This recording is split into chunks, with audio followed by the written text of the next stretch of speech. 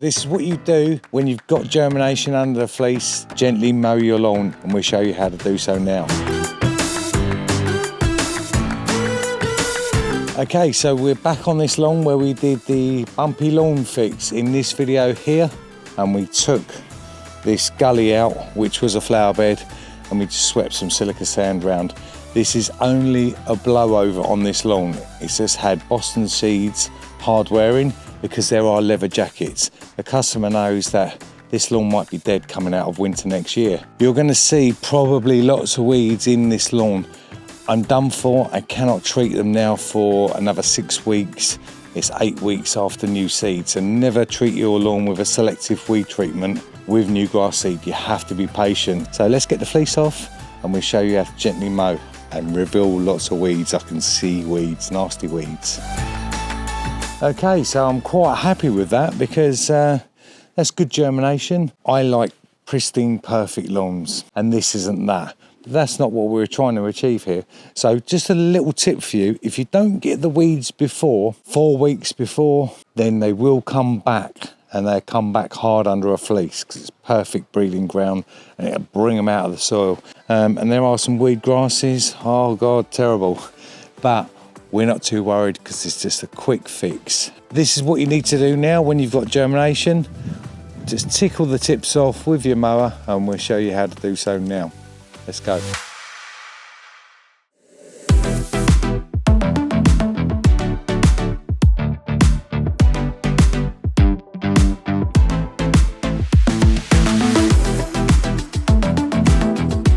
Okay, so if you look across the canopy, it looks quite well, doesn't it?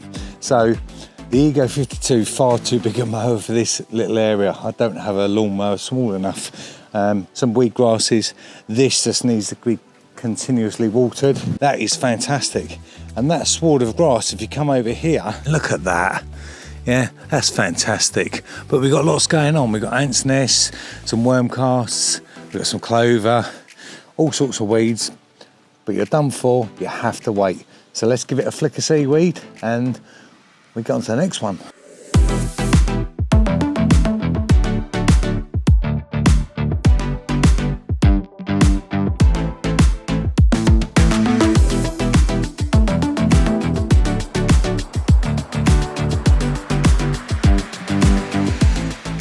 Hi, we're here at the second lawn and this is a brand new build property. It's Ed's lawn. It's Boston Seeds Premier. This is a hell of a journey Ed's been on. We'll show you those in the pictures. He's had a digger in, he never let the landscapers do anything. He's done it all himself. He built the raised patio and he's had 25 tons of soil put in here.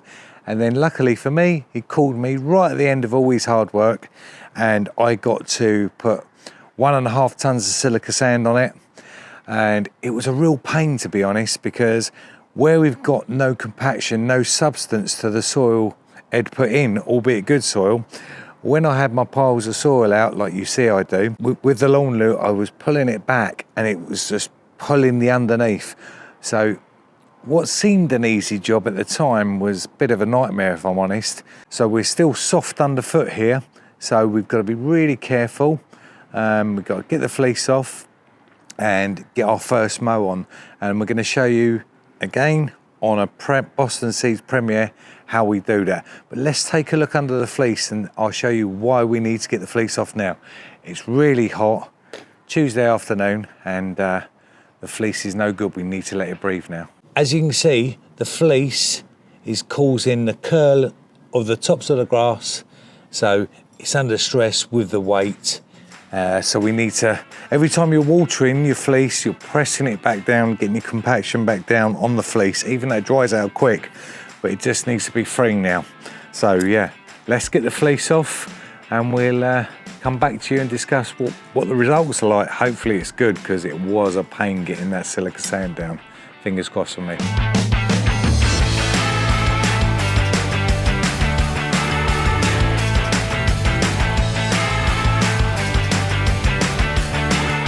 Okay, so that's the fleece off.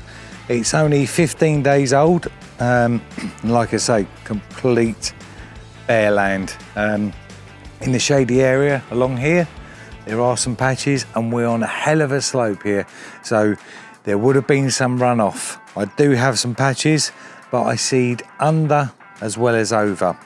And the second lot underneath, they're all shooting in the bad patches. There's some areas I might have to tend to. This being one of them. If we come over here, this looks like a complete and utter failure. If we look closely, you will see tiny little shoots coming up from the top. So that's the security of the under. And also with the undulation, there, with the watering, even with the fleece, it's Ed's first time. It's very difficult to water on undulation. We might have had some runoff in this area. Over there in the corner, not very good. Need to fix that. A little bit of top dressing again, and just a little patch of fleece. Easier to manage rather than trying to do the whole lawn.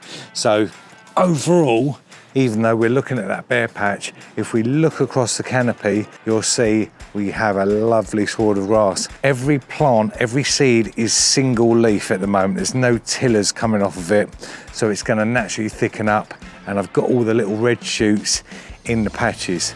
So now we just need to get a tickle over the top, take the tops off gently with the mower. We're not going to put lines in it or try and stripe it. We're just going to cut the tips of the grass off to promote growth and the thickening of the sward. So let's get the ego on. Okay, so I'm set on number 3. I might go down to number 2. I'm just going to do a test pass and see what I get into the back of the ego collection box. So let's have a little test. So we're going to move the mower down to number 2 because we didn't collect enough of the tips. It's still very shallow in its depth. So we just need to get those curling tips off to promote growth, yeah? So we'll go down on number 2 now and do another pass.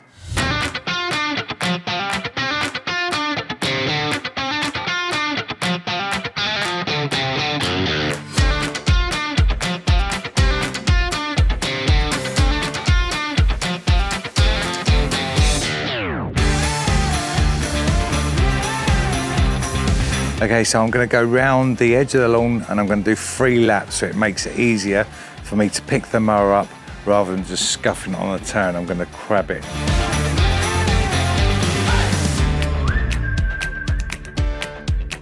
That's our clippings. Not much in there.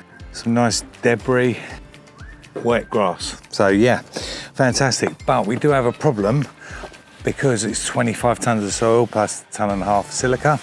I'll show you the problem that we have right now. So where the wheels are, and the land is so soft, if we look down here in the wet areas in the shade, perfect example, we're moving the soil and your new seedlings, your baby grass is like watercress, if you will.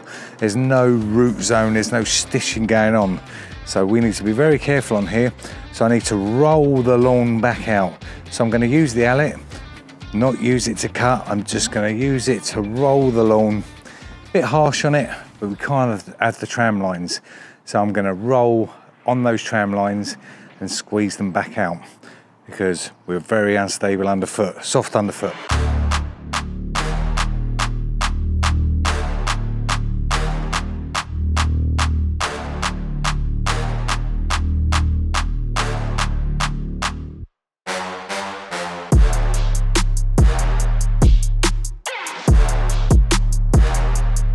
Okay, so that's the mallet run over the lawn.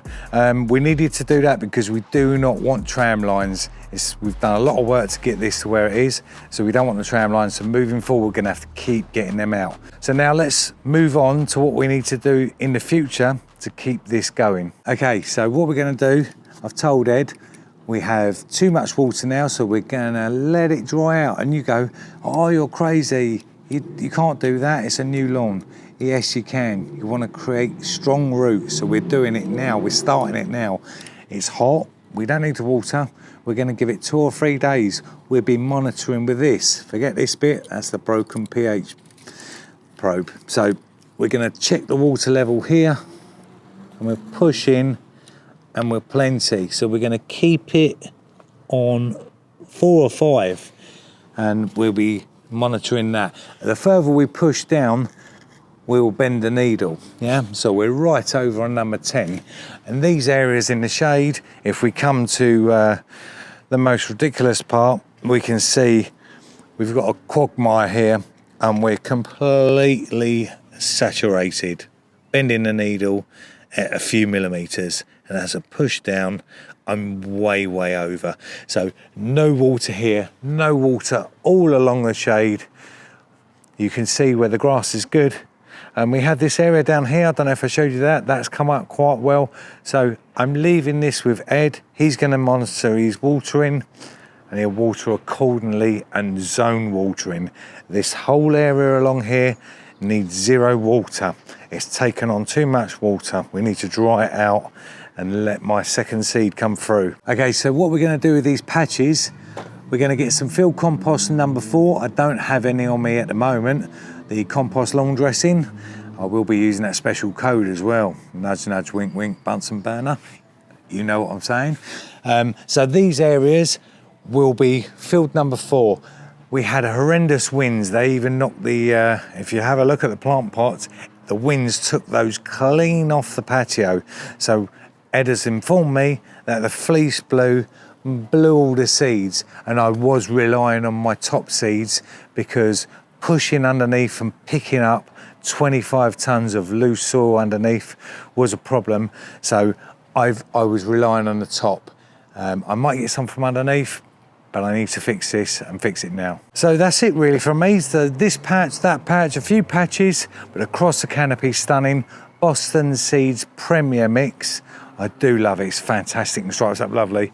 So I'll be getting the field number 4 and I'll show you that when I come back here in a couple of days. I'll be putting an order in now and repair these areas that the wind done me for and the, not Ed's fault, but overwatering along the shade. Thank you for watching, and a quick note, we really do appreciate everyone giving us the views because we're a new lawn channel and we're just out here, not scripted.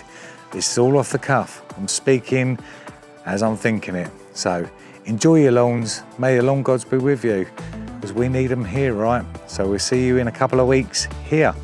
Bye for now.